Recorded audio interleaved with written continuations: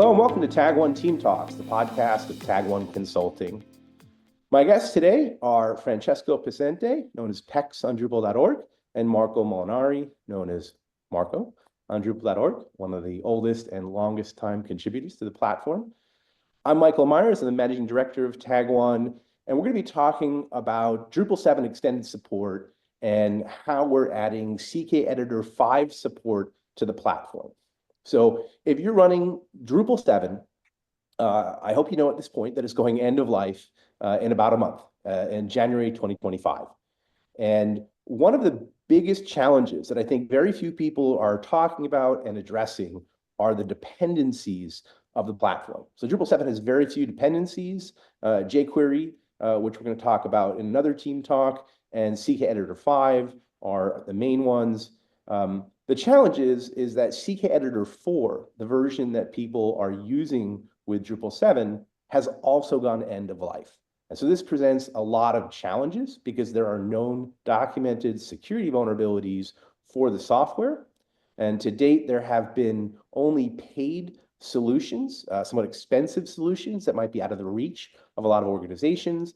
So CK Source, the company behind CKEditor, is offering paid long-term support. What we're announcing and talking about today is that as part of Tag1's Drupal 7 extended support service, we're going to be offering free and fully compatible support for CKEditor 5.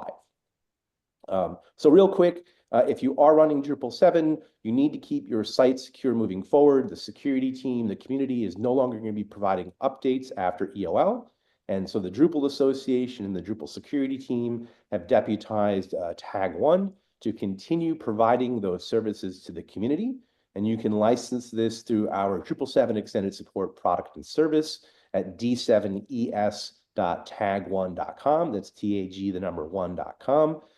In the plan section, we have really inexpensive self-service options designed to help the broader community so that everyone can keep their sites secure. And we have enterprise and premium support services for organizations that need more support or custom solutions.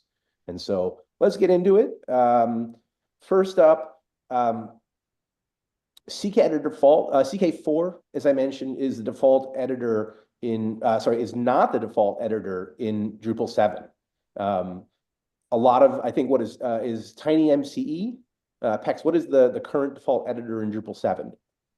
There's no default in Drupal 7. I think that CKEditor was the default in Drupal 6.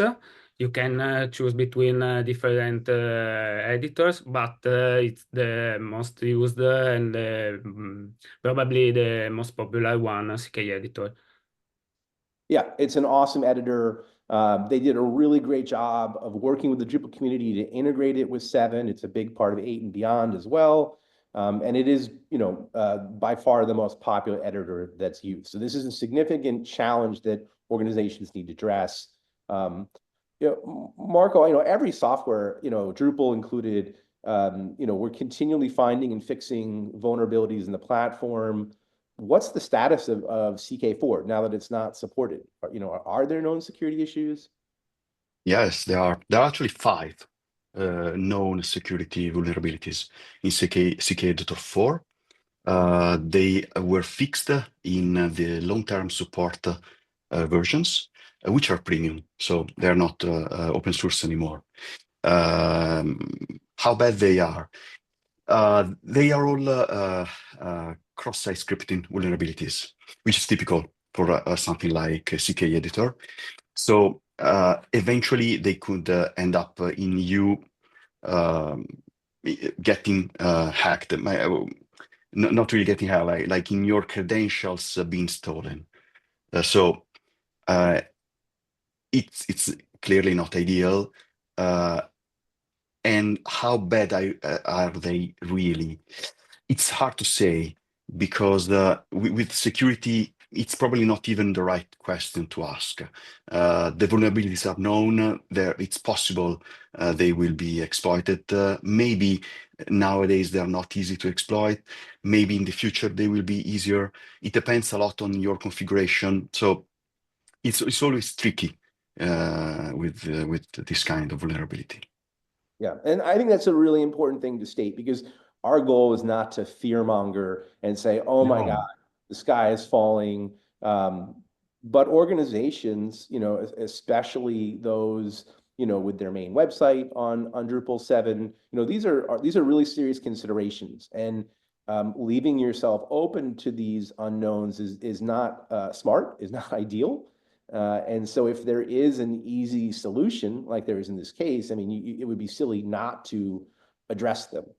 Um, but I have to admit, like, I totally get Drupal 7 extended support and the need for updates to contributed modules and the Drupal core to keep your site secure. That is a real known risk.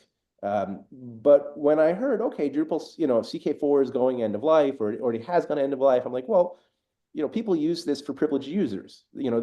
Some sites do have user-generated content, allow people to do comments, and are using these editors in sort of the public, facing manner.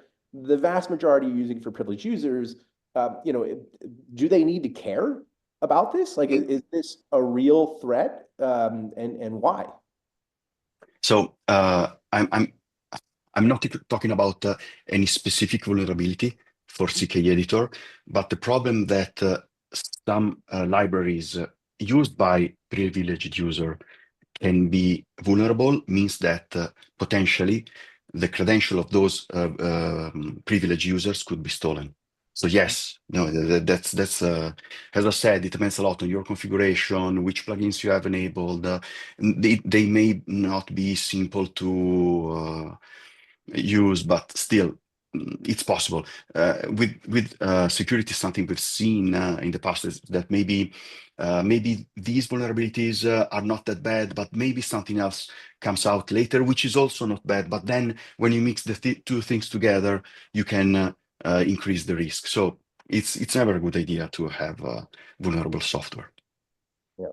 And not to say that, not to mention that maybe today when we are recording, the known vulnerabilities are not that bad, and who knows, maybe in 6 months something else will be discovered, and even these could get worse.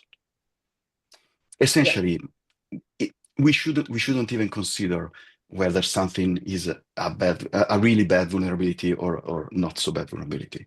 It's vulnerability. It needs to be fixed. Yep. And if it's easy to do so, regardless of whether or not it's easy to do so, but in this case, it is. Drupal 7's been around for a really long time. It's pretty amazing. Well over a decade. Now, unfortunately, development on the platform has long slowed down because most of the people that are developing for Drupal are now working on, more current versions, 10, 11. And so, while there have been updates, PHP compatibility, there has generally been a slowdown. But given that there have been big updates like PHP, support for more modern versions, I'm really curious if Pex, you have any sense of why, CKEditor 4, which went end of life over a year ago, isn't something that the community took the time to update, given that it is by far the most popular editor used in the platform. Like, why are we even in this position and needing to do this? Probably the one motivation could be that there's a solution, a premium solution for CKEditor 4. And then moving to CKEditor 5 is hard work, and it requires some ability in front end, back end, modern JavaScript, and so on. And also, as you said, the energy was put on Drupal 10 and not Drupal 7 because it will be end of life soon. That's So uh, it's complicated. It takes time for a lot of people. There yeah. was, And also you have to maintain it after release it.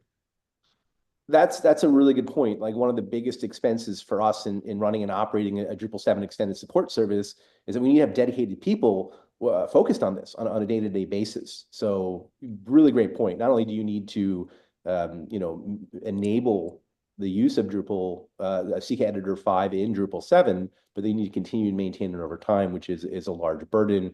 I know we put a tremendous amount of resources and investment to make this happen, code reviews, testing to make sure that upgrade process is seamless under different configurations. We'll get into plugins. Definitely not a trivial service. I'm curious, Marco, I know that you do a lot of work with AI. I know at one point, you were doing some experimentation with using AI to facilitate the upgrade process. Is that something that was, part of this? Yes. So probably the hardest part of the migration from 4 to 5 are the custom plugins. Okay, because we were able to, as Specs will show later, we were able to make everything work very smoothly. But if you have a custom plugin, you will need to migrate it. And the migration essentially means having to rewrite the custom plugin from scratch. The APIs are completely different, so there's no easy solution. Something that we investigated is using AI. So we created an AI tool, which at least helps a little bit with this process. And it puts it provides a good base for the conversion of the custom plugin, so that it's certainly much faster, and a lot of work is done for you. Yes. That's pretty cool.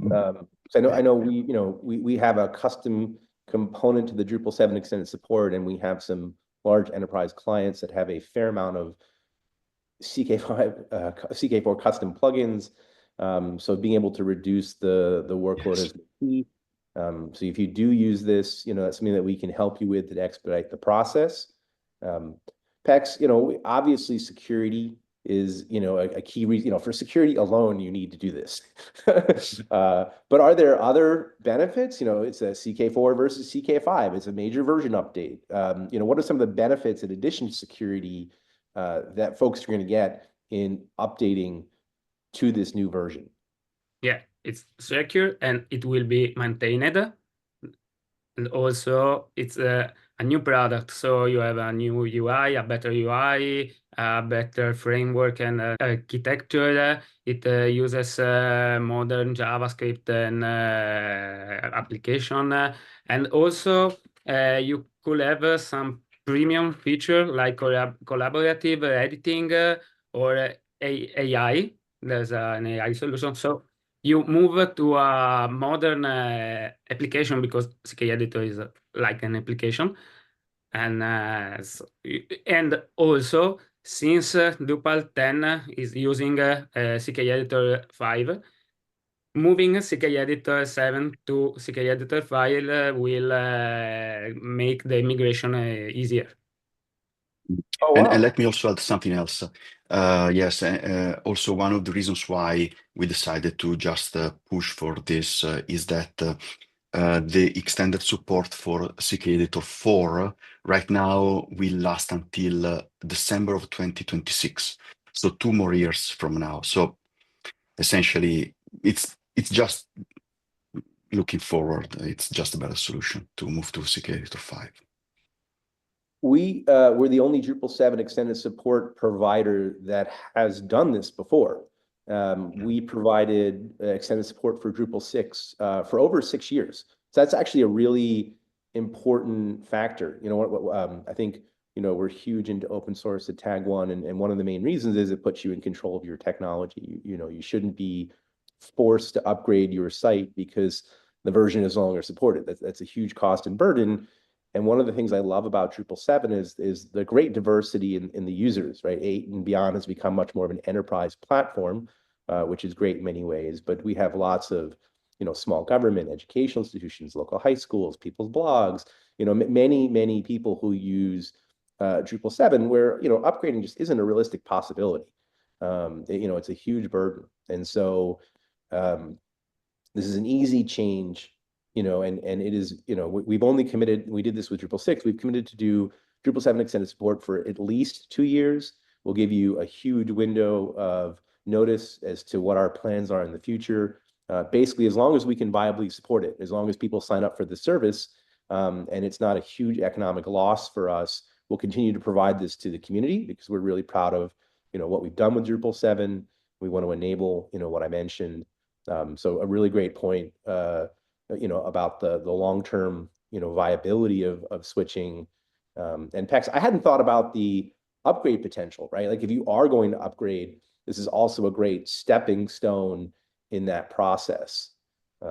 So how easy is this? Like, when I think of like, a data migration, it's one of the most complex and time-consuming and costly aspects of any, platform or Drupal migration. So I got to admit, I'm sitting here going, changing out the editor, the content structure. Is this going to be a huge problem for organizations, or is this something you've been able to simplify and make super easy? At the end, it is super easy to migrate. The content don't need any migration step. You just run a command and it's done. But we can see in the demo. Wow. Okay. We'll see. That's pretty exciting. I would have expected it to be a big lift. So the fact that it's trivial is really amazing. And again, the cost of our service for self-service is so low, that it's really a great option for folks. Marco, we touched on custom plugins for CK4. What on earth is a custom plugin? Like, why would you need it? Like, just tell me a little bit about like what are custom plugins? What might organizations be doing with it? And you mentioned that they're very different in 4 and 5. So how would I go about doing that? Yes, that's really the only tough part of this migration. Plugins are literally like the widgets that you see, or anything that you can do in CKEditor, like for example, underlining text, adding a table, and so on. Of course, CKEditor supports several plugins by default. There are a couple of plugins that are not included in the default CKEditor installation, but something that's worth noticing is that we do provide support for these plugins, and there are the image plugin, the file plugin, the file and link plugin. Those are premium in CKEditor 5, but we added them to our distribution. Why should a company create a custom plugin? Maybe they have some custom command, some custom component, something that applies only to a certain site or a certain group of sites. Maybe they have some placeholders. Maybe they need to add to embed some content. They need to follow some certain logic, certain business logic, and so on. So it's very possible that companies have custom plugins. We've seen that. To migrate a plugin, you have to write it from scratch. The API is completely different from 4 to 5. But yes, as I said, we have this AI tool that helps a lot, which enables us to make this conversion of the custom plugins much faster, and it's much more sustainable, especially if you have a large number of plugins. And another benefit of this upgrade, as you mentioned, is we've taken some of the premium plugins that most people are going to be using, and we've also made them available for free as part of the default install to make it easier, and increase your functional component. So, Francesco, you're making some big claims as to how easy this is. So let's see it. I'd love to see a quick demo so you can show people how really, it really is easy to get this up and running. Okay, so 1 moment, I will share my.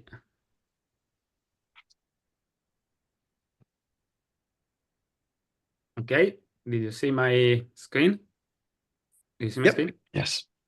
Okay, This is an article I previously created with a pre-configured CKEditor for editor. Okay, and I'm launching now a dash command that I created to migrate, and this is the new CKEditor 5 editor.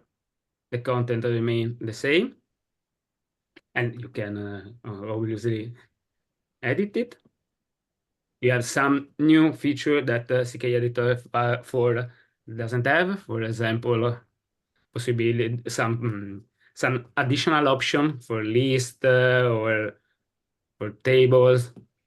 As you can see, table widget now. You can add header, footer, so on. And with this version, we use the editor modal that moved the CKEditor configuration to the text editor and format configuration. This is the way Drupal 10 do it. So as you can see, this format are now using CKEditor 5. One good thing is that you can easily change the editor. And you can, for example, use TinyMCA with this solution. And you can configure your editor as you did before. So, for example, adding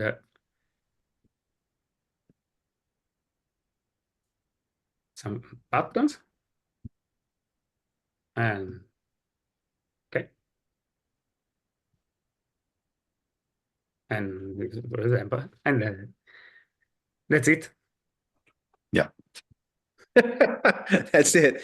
And your content looks the same. You scroll down, your table's still there. Everything is what it was. It's a really seamless transition that, I mean, literally took, 2 minutes, not even. Yes. Yeah. It's a very straightforward solution. If you don't have any custom plugin, our recommendation is just to use our module and, of course, test it. I mean, don't just upgrade production, but test it. But it should just work. If you have custom plugins, there's more work required. Of course, you can ask us. You can ask Tag1 if you need help with that. We provide professional services to help you with the migration of the custom plugins. Great. Yeah, really good point.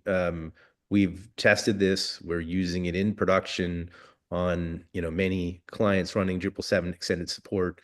But you should always test changes and upgrades to your system before pushing them live. This is awesome. And I know it took a lot of work, and the end result is, you make it look super simple. And I mean, it is super simple and easy to use it. You really masked all the complexity for folks. So thank you for pushing hard to get this in place. I'm really excited. We're going to do another talk and a blog post for another key dependency, which is jQuery. And we have a solution for that as well. And so, with the Tag1 Drupal 7 extended support product, we have all of your dependencies covered for Drupal core. We have all of your contributed modules covered. We have Drupal core covered. We're the only organization out there with experience doing this. We have really long time, well-known contributors like Pex and Marco behind this product, and a big team. So if you are looking for help and want to make sure that your Drupal 7 site stays secure, please reach out to us and make sure that you continue to keep your Drupal 7 site secure. There was just 5 vulnerabilities that were announced and fixed just a couple of weeks ago. Ensuring you keep your site secure is an ongoing concern, and it really is something that we've made super easy for everyone to do. So please, do what you can. You can learn more at D7ES .tag1 tag1.com. Francesco, Marco, thank you guys for taking so much time. I know this is crazy time at the end of the year. Really appreciate your walking us through this. For the people checking this out, thank you so much for joining us. Thank you, Michael. Yeah, cool. Thank you. Thank you, man. Yeah, keep an eye out for the jQuery talk, the blog post on this as well. You can check out our past Tag1 Team Talks at tag1.com/TTT. That's 3 T's for Tag1 Team Talks. And as always, if you have suggestions for future topics on Drupal 7 extended support, anything Drupal, some of the AI stuff we're doing, whatever it is, workspaces, Starshot, drop us an email, ttt@tag1.com. Let us know what you'd love to see us talk about, and we'll put together a show. Take care, everybody. Thank you.